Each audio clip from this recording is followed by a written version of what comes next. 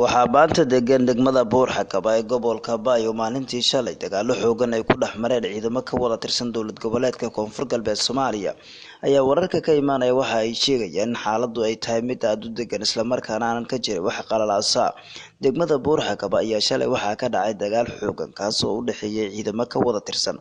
maamulka degmada Buur-Hakaba ee gobolka Bay. Dagaalkani ayaa la sheegay inuu yimid kadib markii maamulkii hore ee degmada ay ka biyo diideen magacaabis oo u magacaabay wasiirka arrimaha gudaha iyo dib u heshiisiinta dowlad goboleedka Koonfur Galbeed Soomaaliya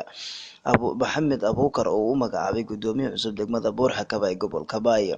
Wasiirka arrimaha gudaha iyo dib u heshiisiinta dowlad goboleedka Koonfur Galbeed Soomaaliya ayaa marka uu soo gaaray degmada Buur-Hakaba ee gobolka Bay waxa uu ku dhawaaqay in loo sameeyo gudoomiye cusub balse maamulkii hore ee degmada Buur-Hakaba ayaa ka biyo diiday. Durba halkaasi ayaa waxaa ka bilowday dagaal xoogan oo u dhexeeya ciidamada maamulkii hore ee degmada iyo ciidamo kale oo ku sugnaa degmada Buur-Hakaba. Inta la ogyahay 4 ruux ayaa ku geeriyootay, tiro kalena waa ay ku dhaawacmeen dagaalkaasi xooganaa oo maalin ka hor ka dhacay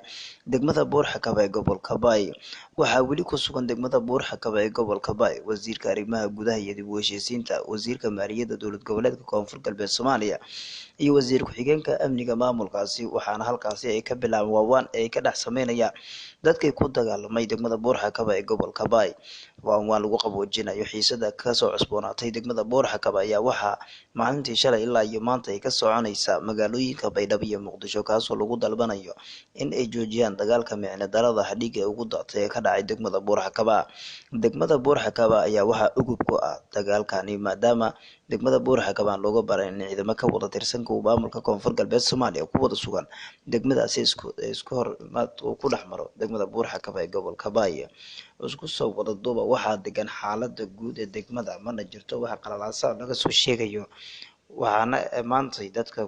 ku sugan degmada ay noo sheegeen in xaaladdu ay tahay mid aad u degan.